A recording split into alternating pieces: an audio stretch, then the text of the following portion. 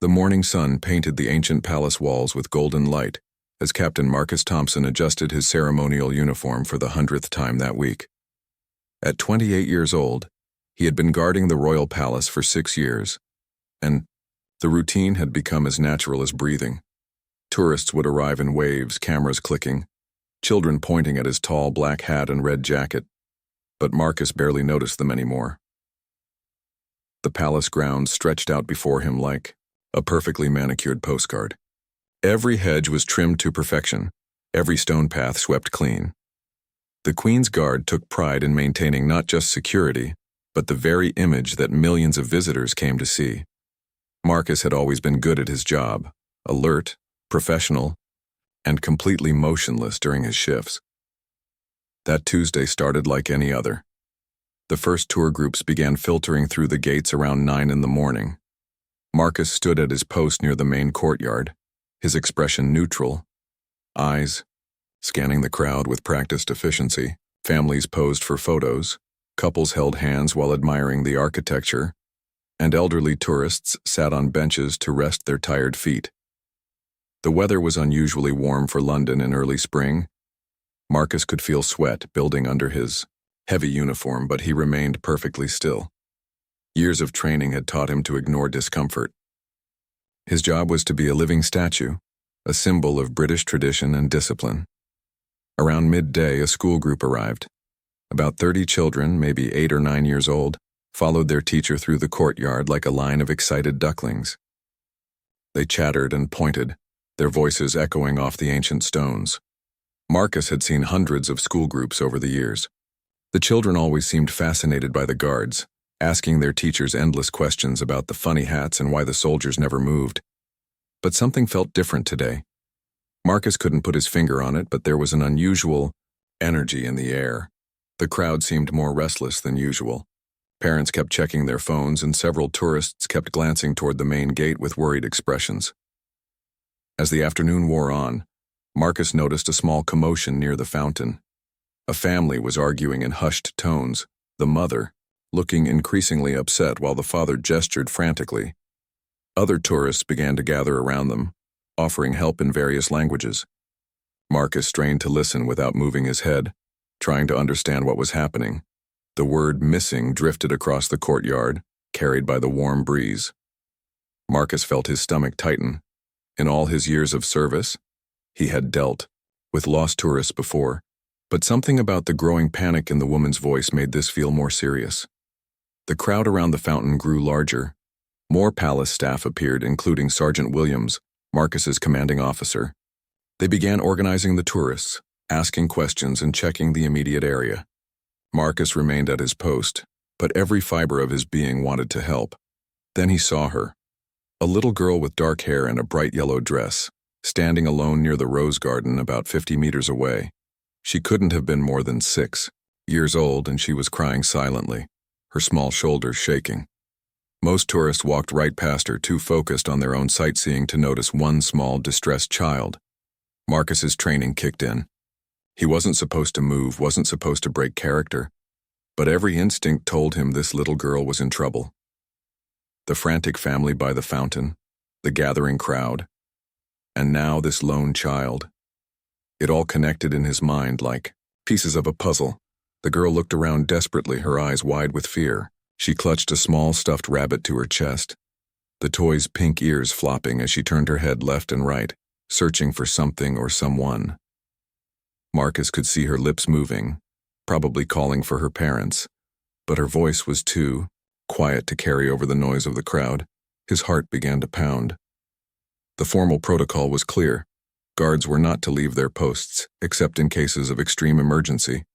But looking at this frightened child, Marcus knew he was witnessing exactly that kind of emergency. The little girl took a few uncertain steps toward the busy street beyond the palace gates. Car horns honked in the distance, and Marcus realized, with growing horror, that she might try to leave the safety of the palace grounds. A 6-year-old alone in the streets of London. The thought made his blood run cold. Marcus made his decision. For the first time in 6 years of service, he was going to break protocol. He was going to move. Marcus took his first step, and immediately felt the weight of 100 eyes upon him. Tourists who had been casually snapping photos suddenly stopped mid-click.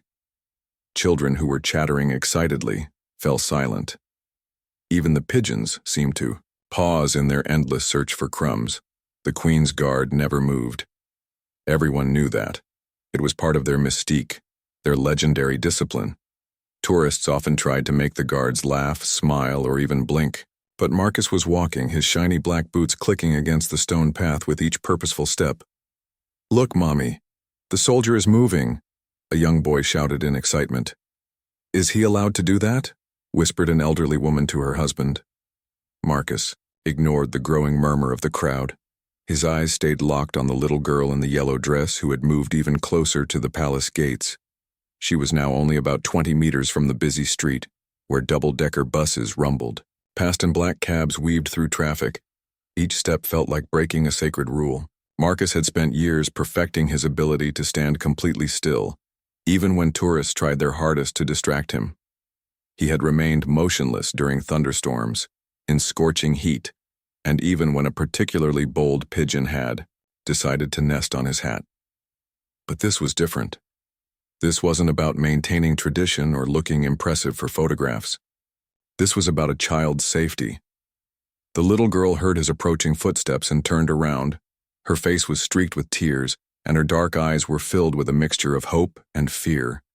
She couldn't have been more than 6 years old, with pigtails that had come loose and a yellow sundress that was now wrinkled from her wandering. Marcus slowed his pace as he got closer, not wanting to frighten her further. He had younger sisters back home in Yorkshire, and he knew how scary a tall stranger in uniform could look to a small child. When he was about 5 meters away, he slowly knelt down to her level, his ceremonial sword clanking softly against the ground. "Hello there, little one," Marcus said in the gentlest voice he could manage. "Are you lost?" The girl nodded, fresh tears spilling down her cheeks. She clutched her stuffed rabbit tighter and took a small step backward. "It's okay," Marcus continued, staying perfectly still in his kneeling position. "I'm here to help. My name is Marcus. What's your name?" "Emma," she whispered so quietly he almost didn't hear her. "That's a beautiful name, Emma. And who is this?" Marcus asked, pointing to the stuffed rabbit. "Mr. Hoppy," Emma said, her voice slightly stronger. Behind them, Marcus could hear the crowd growing larger. Phones were being pulled out, cameras were clicking, and excited voices were discussing what they were witnessing. But Marcus blocked it all out, focusing entirely on the scared little girl in front of him. "Emma, are you looking for your mummy and daddy?" Marcus asked. Emma nodded, vigorously. "We were looking at the pretty horses, and then there were so many people, and I couldn't find them anymore." Her lower lip trembled as she spoke. Marcus's heart ached for her. The palace was enormous, with multiple courtyards, gardens, and buildings. For a small child, it would be like getting lost in a maze. "That must have been very scary," he said. "But you know what? You're very brave for staying calm, and Mr. Hoppy looks like a very good friend to have when you're scared." Emma looked down at her rabbit and gave it a little squeeze. "He is," she agreed. "Would you like me to help you find your parents, Emma?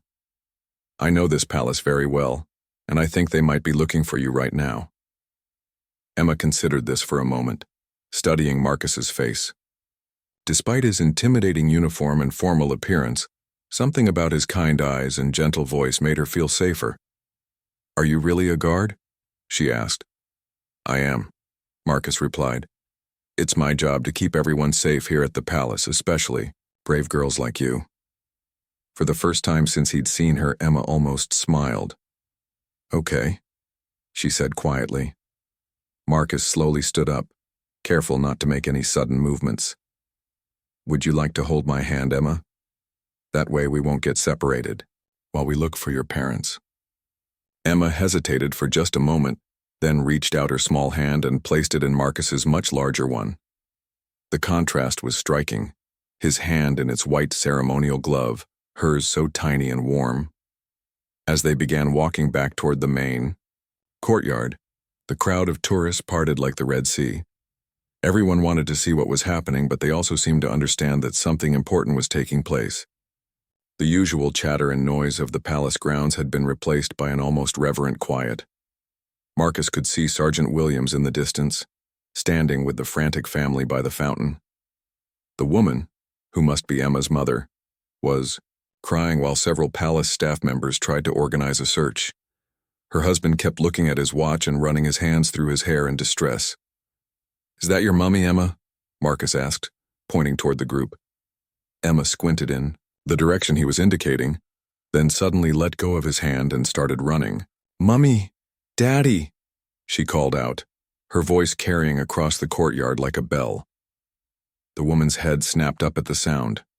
When she saw Emma running toward her, she let out a cry of relief and dropped to her knees, arms outstretched. Emma crashed into her mother's embrace, both of them crying now, but these were tears of joy. The entire crowd erupted into spontaneous applause. The applause continued as Marcus watched the family reunion unfold before him. Emma's father wrapped both his wife and daughter in his arms, and Marcus could see the man's shoulders shaking with relief.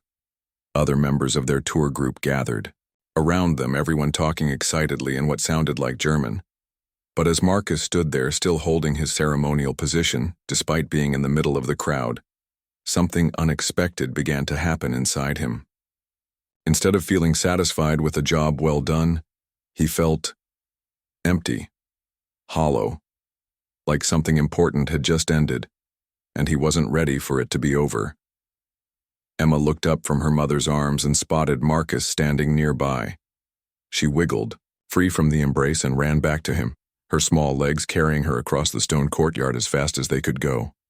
"Thank you, Marcus," she said, throwing her arms around his legs in an enthusiastic hug that nearly knocked him off balance. Marcus felt his chest tighten in a way he'd never experienced before. This simple gesture from a 6-year-old girl was affecting him more than 6 years of military discipline and training. He looked down at Emma's dark hair pressed against his red uniform jacket, and for a moment, the world seemed to stop spinning. "You're very welcome, Emma," he managed to say, his voice slightly rougher than he intended. Emma's parents approached, both of them smiling through their tears. "We cannot thank you enough," her father said in accented English. "I am Klaus, and this is my wife Helena. You saved our little girl." Helena stepped forward and, to Marcus's surprise, hugged him as well. "Thank you," she whispered. "Thank you so much." Marcus felt something stirring in his chest again, a warmth that had nothing to do with the afternoon sun or his heavy uniform. He had helped people before in his role as a guard, given directions to lost tourists, called for medical help when someone fainted in the heat. But this felt completely different. Emma tugged on his jacket. "Marcus, will you be here tomorrow? Can we come see you again?" The question hit him like a physical blow. Tomorrow, Emma would be back in Germany with her family, probably forgetting all about the palace guard who had helped her. But Marcus knew he would never forget her, the way she had trusted him despite being scared, the way she had held his hand so tightly, the way she had run back to thank him. "I'll be here," Marcus said quietly. "I'm always here." But even as he said the words, they felt strange in his mouth. For the first time in his adult life, Marcus found himself questioning whether he wanted to always be here, standing motionless in the same spot, day after day, year after year. The family spent a few more minutes thanking Marcus and the other palace staff who had helped with the search. Emma kept looking back at him, waving enthusiastically each time their eyes met. Finally, they rejoined their tour group and began walking toward the exit gates. Marcus watched them go, feeling an unexpected ache in his chest. The crowd of tourists who had witnessed the rescue slowly began to disperse, but many continued to stare at him with new interest. He was no longer just a decorative statue in a fancy uniform. He had become a real person in their eyes. "That was quite something, Thompson." Sergeant Williams appeared at his elbow. Breaking protocol like that could have been a serious problem if it had gone wrong. Marcus nodded, still watching Emma's yellow dress disappear into the crowd near the gates. "Yes, sir. I understand, sir." "But," Williams continued, his stern expression softening slightly, "you did the right thing. The little girl could have wandered into traffic. Good judgment call. Thank you, sir. Williams studied Marcus's face for a moment. You all right? You look a bit different. Marcus wasn't sure how to answer that question. Was he all right? Physically, yes, but something fundamental had shifted inside him during those 20 minutes with Emma. Something he couldn't quite name or understand. I'm fine, sir. Just thinking. Well, don't think too hard, Williams said with a slight smile. You've got 3 more hours on this post and those tourists are still taking pictures. Williams was right. The crowd had indeed grown larger, not smaller. Word of the rescue was spreading through the palace grounds, and more people were gathering to see the guard who had moved, who had broken tradition to help a lost child. Their cameras were focused on him now with renewed interest. Marcus resumed his position, standing perfectly straight with his hands at his sides, but maintaining his usual motionless stance felt different now. Each minute that passed felt heavier than before. The tourist stares, which he had always been able to ignore, now seemed to press down on him like physical weights. A young couple approached and began posing for photos next to him. Can you believe it? The woman was saying to her boyfriend. This is the guard who rescued that little girl. It's like he's a real person, not just a decoration. A real person. The words echoed in Marcus's mind. Had he not been a real person before today? Had he been so focused on being the perfect guard that he had forgotten how to be Marcus Thompson, the man from Yorkshire who loved football and missed his family, and sometimes wondered what else life might offer? The afternoon sun began to lower in the sky, casting longer shadows across the palace courtyard. Marcus's shift would end at 6 o'clock, and then he would return to the barracks, eat dinner, and prepare for another identical day tomorrow. But, for the first time in 6 years, the thought of that routine filled him with something close to dread. What was happening to him? That evening, Marcus sat in his small room at the barracks, staring at the blank wall opposite his narrow bed. His ceremonial uniform hung neatly in the wardrobe, ready for tomorrow's shift. His boots were polished to a mirror shine. Everything was exactly as it should be, exactly as it had been every night for the past 6 years, but Marcus felt like a different person entirely. He couldn't stop thinking about Emma, her small hand in his, the trust in her eyes, the way she had hugged his legs without any hesitation. In that moment, he hadn't been Captain Thompson of the Queen's Guard. He had simply been a man helping a frightened child, and it had felt more real, more meaningful than anything he had done in years. Marcus pulled out his phone and scrolled through social media, something he rarely did. To his surprise, photos and videos of the afternoon's events were everywhere. Someone had recorded the entire rescue, from the moment he first moved from his post to Emma running into her mother's arms. The hashtag Buckingham Palace Guard Hero was trending. The comments were overwhelming. Thousands of people from around the world were praising his actions, calling him a hero, sharing their own stories about getting lost as children. But as Marcus read through them, he felt increasingly uncomfortable. These people were celebrating him for doing something that felt like the most natural thing in the world, helping a child in need. Why did that feel so significant? Why was everyone acting like it was extraordinary for a person to show basic human kindness? The answer, Marcus realized with growing clarity, was because he hadn't been seen as a person at all. For 6 years, he had been a tourist attraction, a living statue, a symbol rather than a human being. The uniform had made him invisible as an individual, while making him completely visible as an object. His phone buzzed with a text message from his sister Sarah back in Yorkshire. Saw the video of you on the news. Mum's crying happy tears. She says she finally saw her little brother again instead of just a soldier. Her little brother. Marcus hadn't thought of himself that way in years. He was Captain Thompson, or guard number 247, or simply the tall one with the serious expression to the tourists. When had he stopped being Marcus, Sarah's little brother who used to climb trees and collect football cards and dream of traveling the world? The next morning brought an unexpected summons to Colonel Harrison's office. Marcus straightened his uniform and made his way through the maze of corridors in the administrative building, his mind racing with possibilities. Was he in trouble for breaking protocol? Would there be disciplinary action? Colonel Harrison was a stern man in his 50s who rarely smiled and even more rarely praised his soldiers. Marcus stood at attention in front of his desk, waiting for whatever was coming. "Thompson," the colonel began, not looking up from a stack of papers. "Quite a day you had yesterday." "Yes, sir. The press office has been flooded with calls. Seems you've become something of a celebrity overnight." Harrison finally looked up, his expression unreadable. "The palace has received hundreds of letters and emails praising your actions. The royal family has been made aware of the incident." Marcus felt his stomach flutter. "I see, sir. There's going to be a commendation ceremony next week.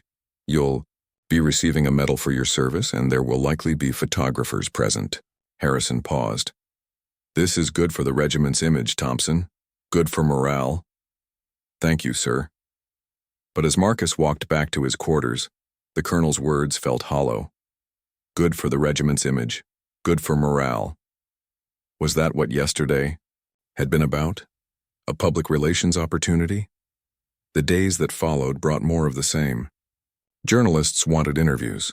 Tourist numbers at the palace increased dramatically, with many visitors specifically asking to see the hero guard.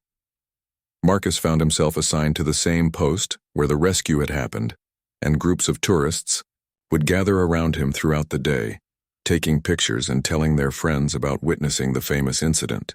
But the more attention Marcus received, the more isolated he felt. People were looking at him, but they still weren't really seeing him.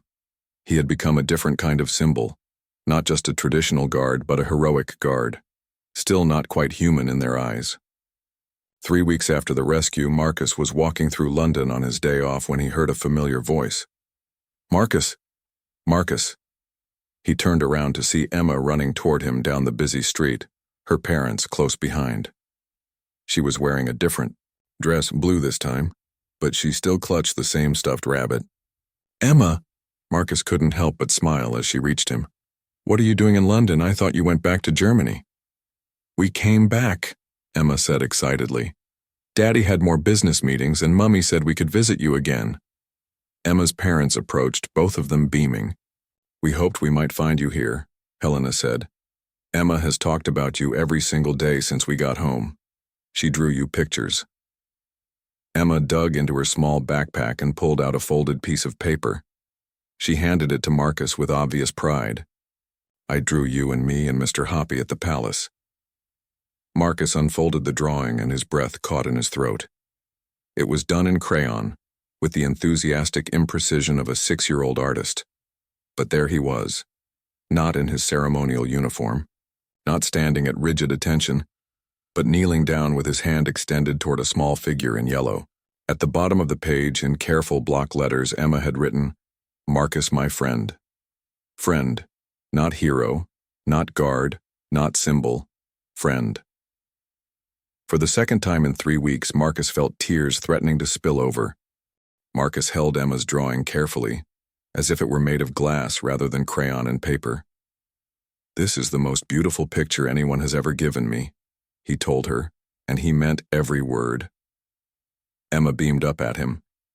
"Can you come have ice cream with us? Please?" "Mummy said I could ask." Marcus looked at Emma's parents, then back at the little girl's hopeful face. He was out of uniform, off duty, just a regular person on a London street. For the first time in years, he could say yes to something simply because he wanted to. "I would love to have ice cream with you, Emma." They walked to a nearby cafe, Emma chattering excitedly between her parents and Marcus. She told him about her school in Germany, about her best friend Anna, who was jealous that Emma had met a real palace guard, and about how she had shown his picture to her entire class. "They didn't believe me at first," Emma said, licking her strawberry ice cream. "They said the guards never move, but I told them you're different, you're special." As they sat around the small table, Klaus and Helena shared more of their story. They had been visiting London for Klaus's work, and Emma had been fascinated by everything British: the red buses, the accent, the grand buildings. The palace had been the highlight of their trip, until Emma got separated from them in the crowd. "We searched everywhere," Helena said, her voice still tight with the memory, I was starting to panic thinking about all the terrible things that could happen to a small child alone in a big city. Then we saw you walking with her, and it was like watching an angel.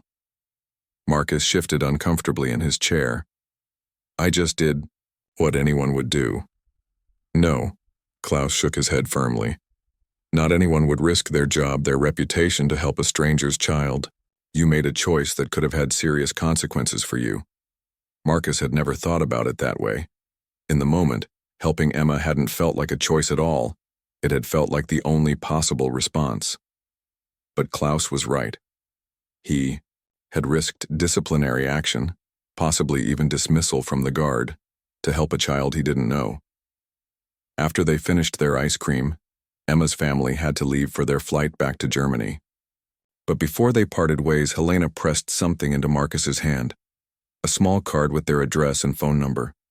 Please, she said, stay in touch. You'll always be welcome in our home. Emma hugged him one more time, extra tight.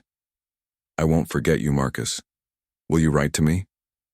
Of course I will, Marcus promised, and he knew he would keep that promise. As he watched their taxi disappear into London traffic, Marcus felt the familiar hollow feeling returning. But this time, it was accompanied by something else. A growing certainty that he could not continue living his life as he had been. That night, Marcus called his sister Sarah. I've been thinking about what you said, he told her. About Mum seeing her little brother instead of just a soldier. What about it? Sarah asked. I think I've forgotten how to be your little brother. I think I've forgotten how to be Marcus at all. There was a long pause on the other end of the line. Finally, Sarah spoke, her voice gentle. So what are you going to do about it? Marcus looked around his small room at the barracks, the bare walls, the regulation furniture, the uniform hanging in the wardrobe like a shell he put on each morning. I don't know yet, but I know I can't keep doing this. The guard? You're thinking of leaving the guard? Maybe. I mean, yes, I think I am. Sarah was quiet for a moment. Marcus, you've been a soldier for 8 years. It's been your whole adult life. Are you sure about this? Marcus thought about Emma's drawing, folded carefully in his wallet. I helped a little girl find her parents, Sarah. It took 20 minutes out of my entire life, and it was the most real I've felt in years. That can't be normal, can it? That can't be how life is supposed to work. What would you do instead? I don't know. Maybe work with children somehow. Maybe travel. Maybe just live like a regular person for a while and figure out who I actually am when I'm not wearing a uniform. The conversation with Sarah lasted until well past midnight. She listened as Marcus talked through his feelings, his doubts, his growing certainty that he needed to make a change. By the time he hung up the phone, Marcus knew what he had to do. The next morning, he requested a meeting with Colonel Harrison. I want to submit my resignation, sir, Marcus said, standing at attention in the colonel's office. Harrison looked up sharply from his paperwork. Your resignation? Thompson, you're one of our best guards. What's brought this on?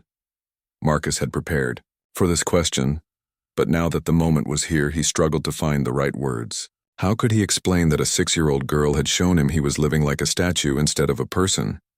I've realized that I want to do something more direct, sir. Something where I can help people in a more meaningful way. You help people now, Thompson. You maintain security, you represent centuries of British tradition. After last month's incident, you've shown that you can do even more than that. That's just it, sir. That incident showed me what I'm missing. For 20 minutes, I felt like I was actually making a difference in someone's life. I want to feel that way more often. Colonel Harrison studied Marcus's face for a long moment. This is about the little girl, isn't it? The German child you helped? Partly, yes, sir, but it's about more than that. It's about who I want to be. Harrison leaned back in his chair. I can't accept your resignation today, Thompson. I want you to take 2 weeks' leave. Go home, think about this carefully. If you still feel the same way when you come back, we'll discuss it then. As Marcus packed his bag for the trip home to Yorkshire, he realized that his mind was already made up. The 2 weeks would give him time to plan his next steps, but he wouldn't be changing his decision. For For the first time in years, Marcus Thompson was choosing his own path. 2 months after leaving the Queen's Guard, Marcus stood in front of a classroom full of excited 6-year-olds at a primary school in East London. He was wearing ordinary clothes, jeans and a blue sweater, and felt more comfortable than he had in years. "Who can tell me what we learned about being brave yesterday?" he asked the class. A dozen small hands shot up into the air. Marcus pointed to a girl in the front row with curly red hair. "Being brave doesn't mean you're not scared," she said proudly. "It means you do the right thing even when you are scared." "Excellent, Lucy. That's exactly right." Marcus had discovered, somewhat to his surprise, that he had a natural talent for working with children. After leaving the Guard, he had enrolled in a teacher training program and taken a part-time job as a teaching assistant while he studied. The transition hadn't been easy. He had taken a significant pay cut and had to learn an entirely new set of skills. But for the first time in his adult life, he woke up each morning excited about the day ahead. The children in his class didn't know about his past as a palace guard. To them, he was simply Mr. Thompson, the nice teacher who listened carefully to their problems and never made them feel silly for asking questions. He preferred it that way. "Mr. Thompson," called out a boy, named Jamie, from the back of the room. "Can you tell us again about the time you helped someone who was scared?" Marcus smiled. He had shared a simplified version of Emma's story with his class during their unit on helping others, without mentioning his role as a guard or the media attention that had followed. "What do you remember about that story, Jamie?" "That sometimes helping someone doesn't take very long, but it can mean everything to them," Jamie said thoughtfully. Out of the mouths of babes, Marcus thought. That's exactly right. Sometimes the most important thing we can do for someone takes only a few minutes of our time. As the children worked on their art projects, Marcus moved around the classroom, helping with glue sticks and offering encouragement. This was what he had been missing during all those years of standing motionless. The simple human connections, the immediate feedback, the sense that his actions had direct and meaningful impact on real people's lives. His phone buzzed with a text message. He glanced at it quickly and smiled when he saw it was from Emma, now 7 years old and learning to type messages with her parents' help. "Dear Marcus, I got an A on my English test today. I wrote about my brave friend in London. Love, Emma." And Mr. Hoppy. Marcus had kept his promise to stay in touch with Emma's family. They exchanged messages regularly, and he had even visited them in Germany during his summer holidays. Emma was learning English at school and practicing by writing to her friend Marcus.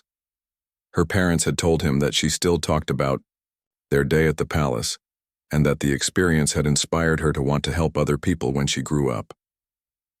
After school, Marcus walked to the local community center, where he volunteered 3 evenings a week. He helped run an after-school program for children whose parents worked late, providing homework support and organizing activities. It wasn't glamorous work, and no one was taking his picture or calling him a hero, but it felt deeply satisfying, in a way that his military career never had. "Marcus," called out Mrs. Patterson, the center coordinator. "Could you help us with something? We've got a new volunteer starting today and she's a bit nervous. Would you mind showing her around?" Marcus looked up to see a young woman standing near the entrance, looking uncertain. She had dark hair and kind eyes, and she reminded him somehow of the person he might have been if he had chosen a different path years earlier. "Hi," Marcus said, approaching her with a warm smile. "I'm Marcus Thompson. Welcome to the center." "Sarah Williams," she replied, looking relieved. "I just finished university and I want to work with children, but I don't have much experience. I'm a bit worried I'll mess something up." Marcus laughed gently. "We all feel that way at first. The secret is that the children are usually more forgiving than we think. They just want someone who cares about them and pays attention."